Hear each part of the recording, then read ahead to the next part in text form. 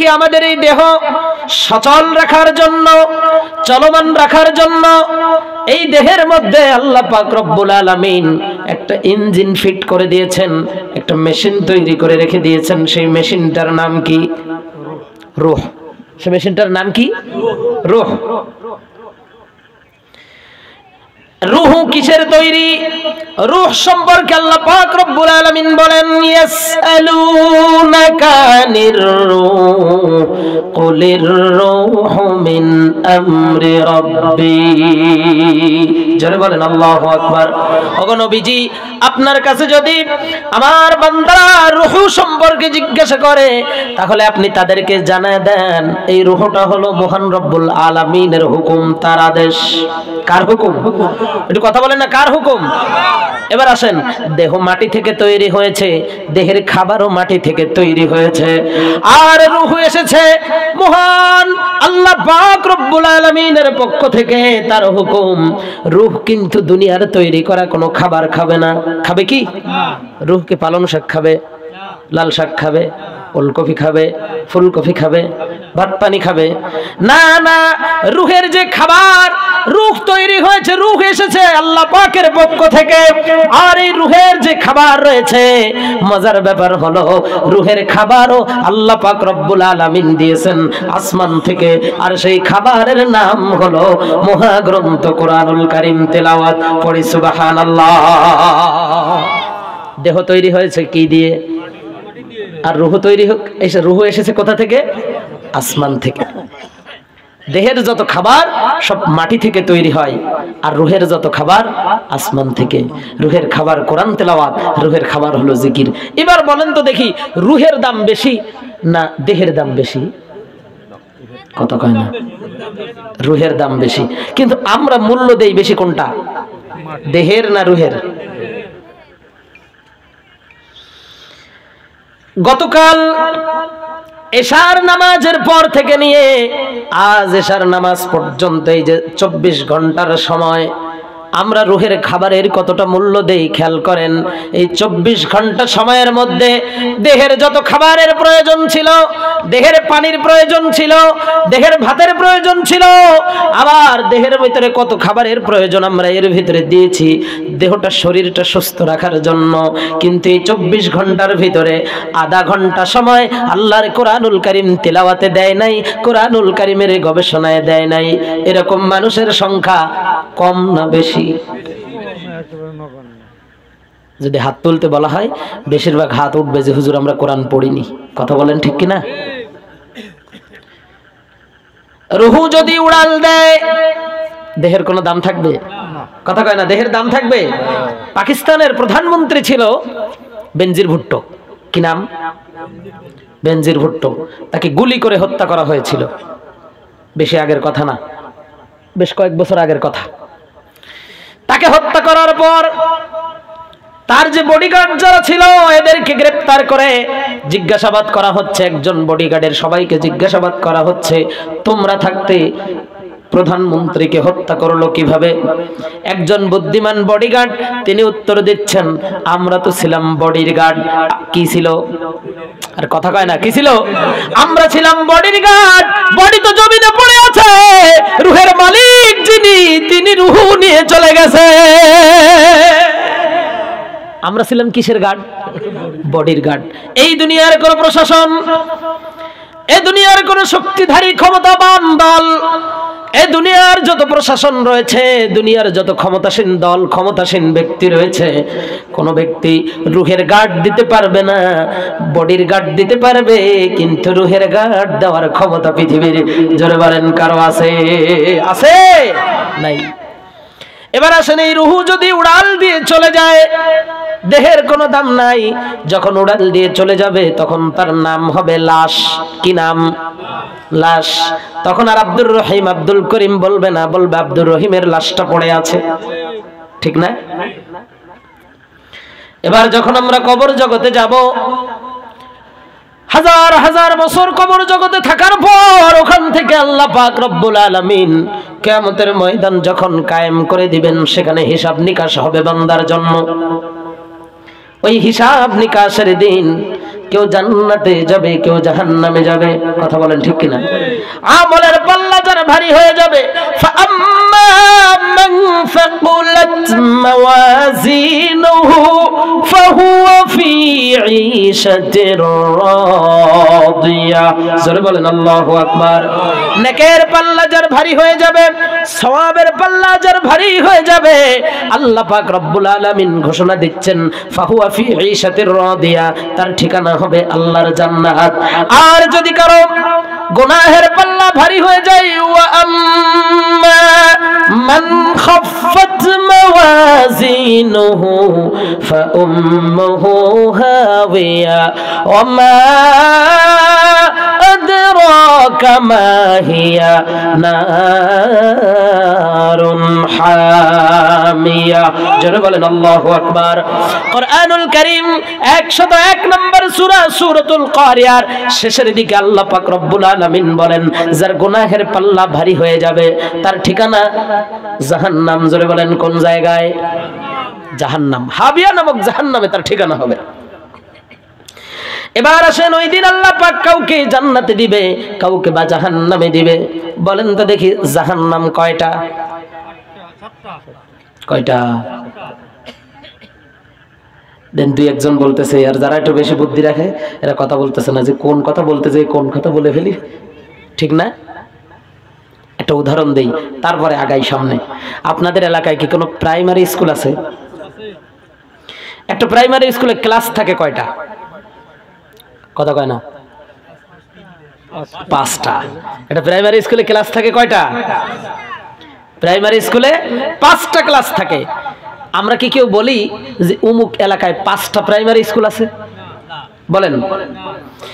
এবার আসেন, ক্লাস 1 এর স্টুডেন্ট ক্লাস চলাকালীন সময়ে সে ইচ্ছা করলে কিন্তু ক্লাস 5 এর ক্লাসে যে ক্লাস করতে পারবে না। ক্লাস 4 এর স্টুডেন্ট ক্লাস চলাকালীন সময়ে ক্লাস 3 এর ক্লাসে যে ক্লাস করতে পারবে না। যার যার জ্ঞান অনুযায়ী, যার যার ক্লাস অনুযায়ী সেই ক্লাসে যে তাকে ক্লাস করতে হবে। আসেন, আল্লাহ পাকের কোরআনের ভাষায় জাহান্নাম কয়টা এটা আমরা একটু জেনে নেই। আল্লাহ রাব্বুল আলামিন বলেন, ওয়া ইন্না জাহান্নামা লামাউইদুহুম আজমাইন।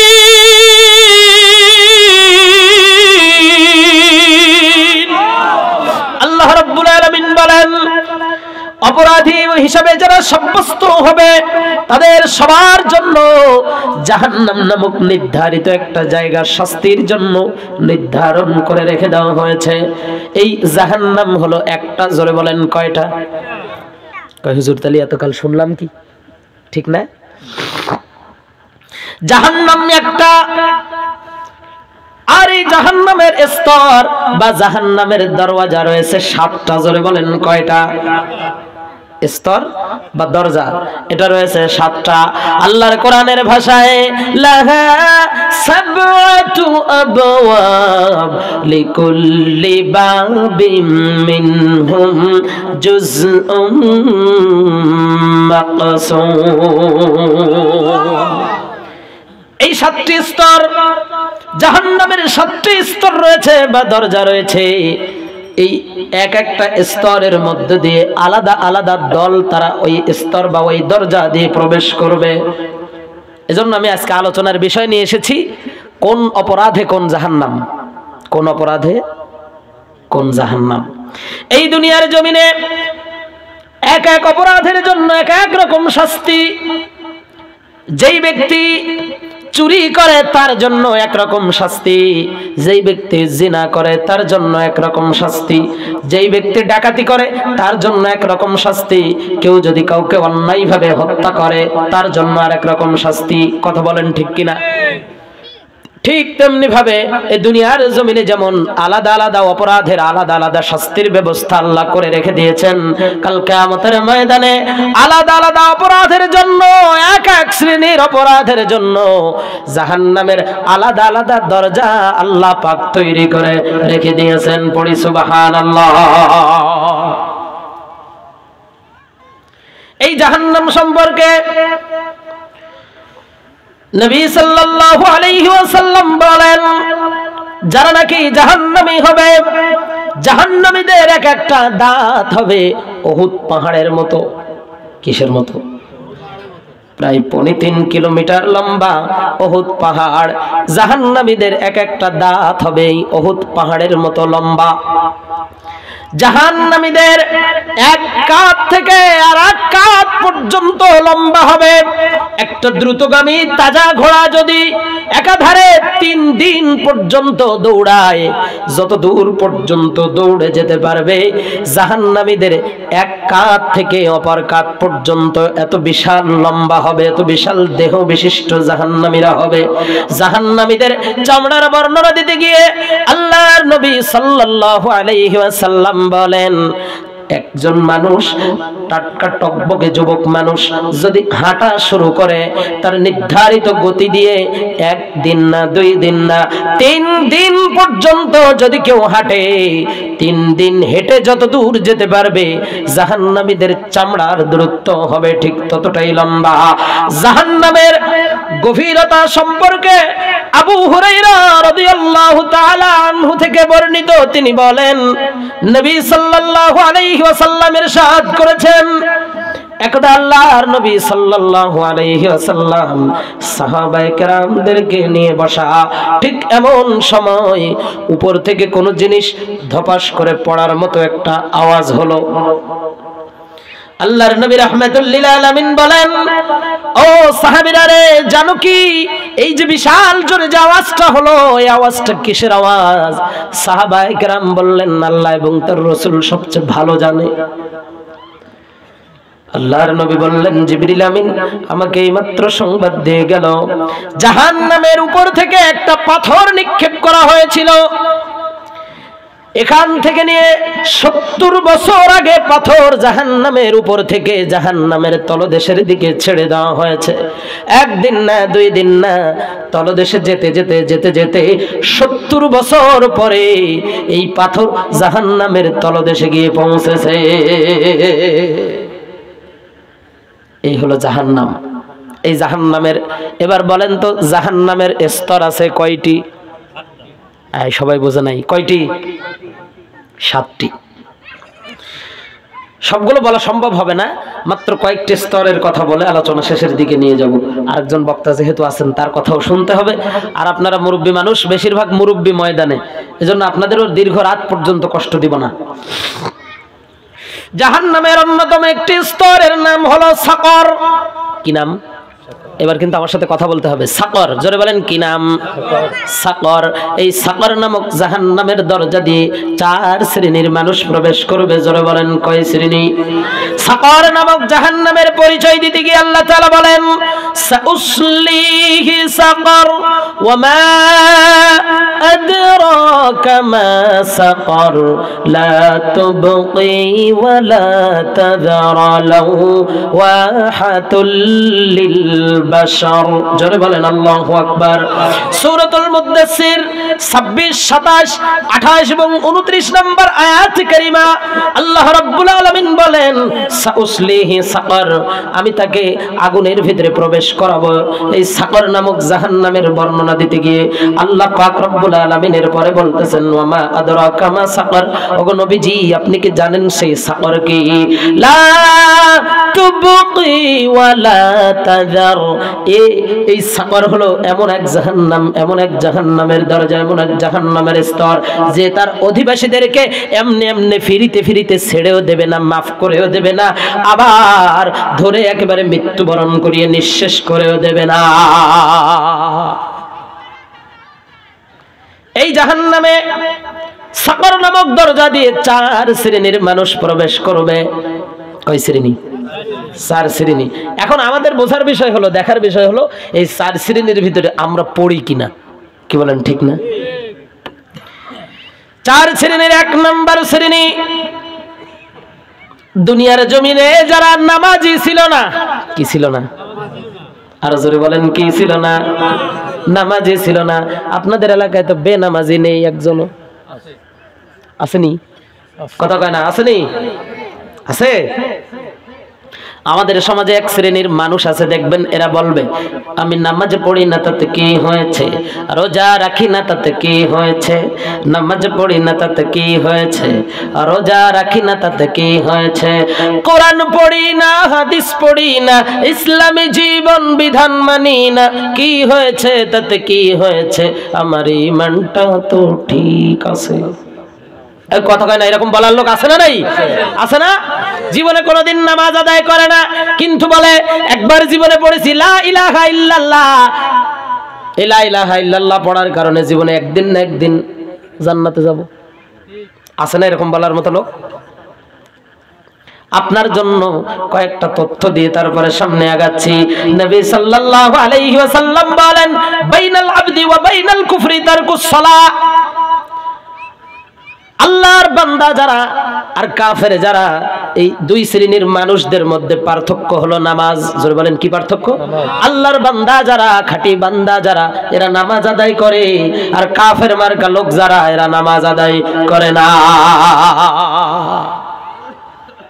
এবার আপনি বুঝে নেন, আপনি যে বলছেন যে ঈমান আনছি তো আনছি, একদিন না একদিন কলেমা নিয়ে জান্নাতে যাব, কেমনে যাবেন? আল্লাহর কোরআন থেকে শোনাচ্ছি, আল্লাহ তাআলা বলেন, ফি জান্নাতি ইয়াতাসাআলুন।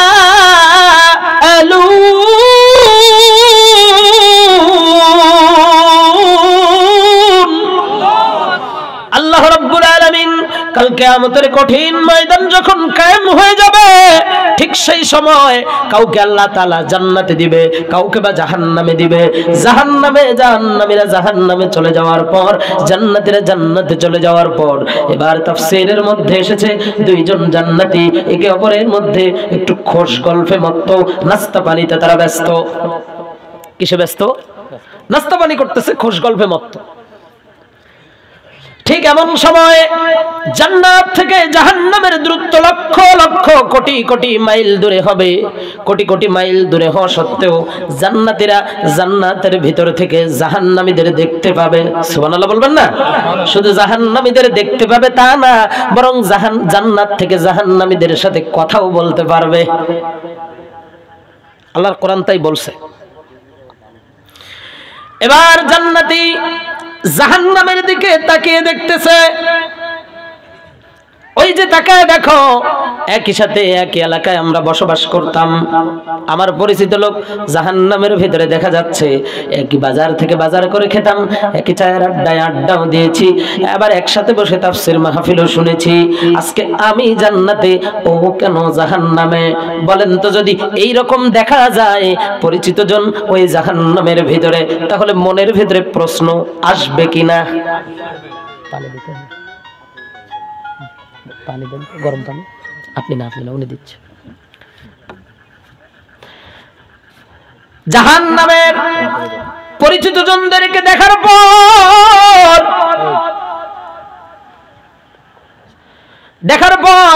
এবার জান্নাতি জাহান্নামের কাছে, জান্নাতের ভিতর থেকে ব্যক্তি জাহান্নামীদের কাছে, খেয়াল করেন সবাই, জিজ্ঞাসা করবে তুমি আজকে কেন জাহান্নামে? এবার আল্লাহ তাআলার কোরআন বলছে, ফি জান্নাতি ইয়াতাসাআলুনা আনিল মুজরিমিন। ওরা জিজ্ঞাসা করবে, ফি জান্নাতি ইয়াতাসাআলুন, জান্নাতের মধ্যে একে অপরের কাছে জিজ্ঞাসা করবে, আনিল মুজরিমিন, ওই অপরাধী সম্পর্কে।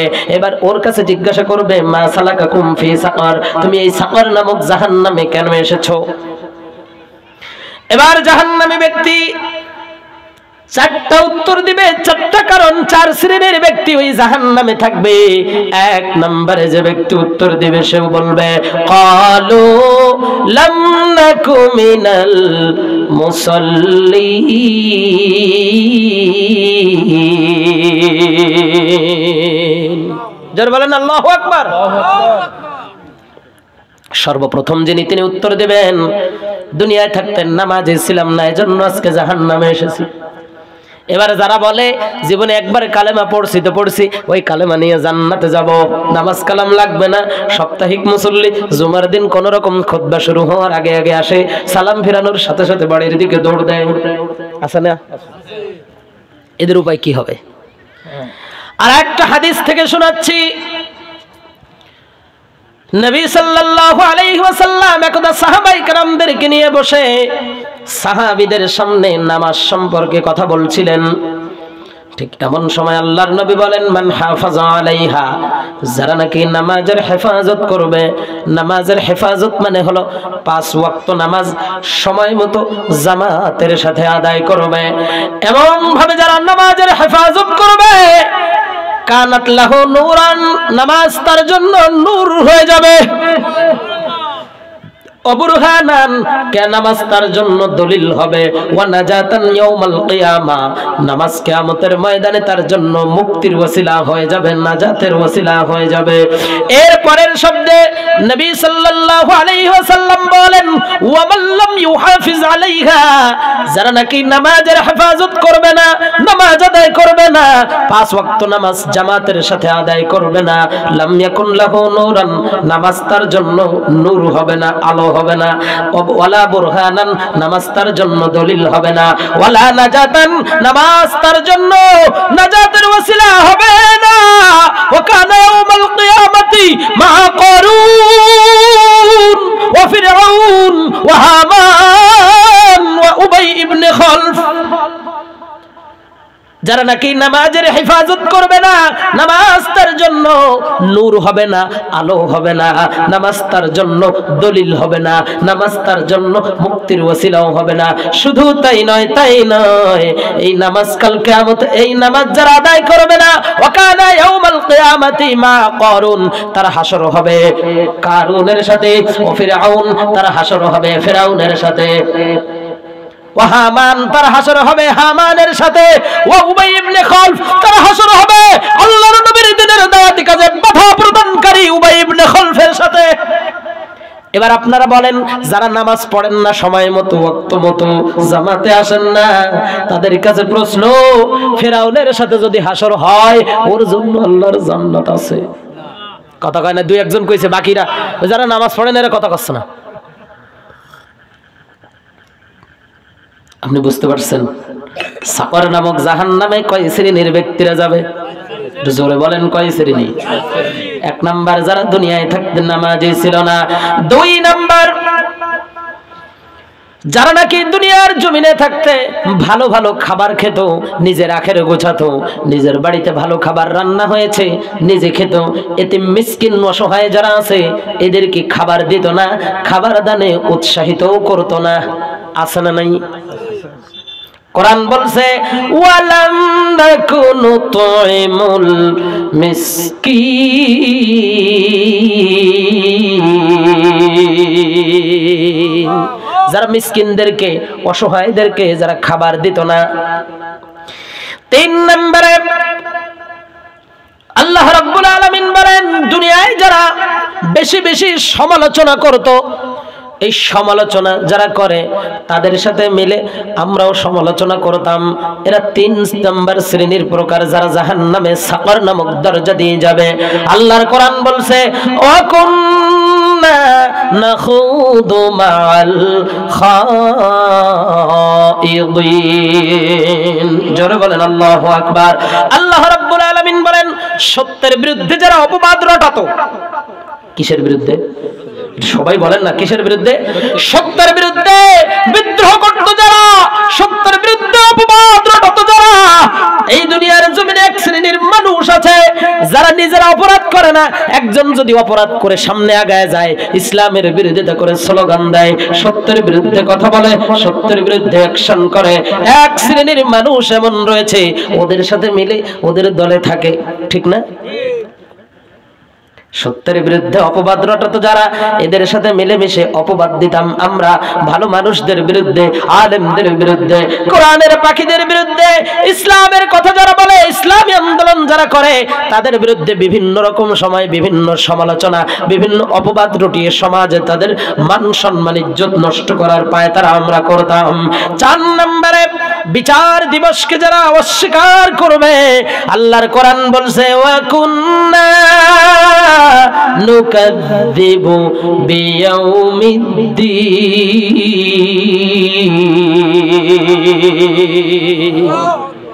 সাকার নামক জাহান্নামে 4 নম্বরে যারা প্রবেশ করবে, বিচার দিবসকে দুনিয়ার জমিনে থাকতে যারা অস্বীকার করত।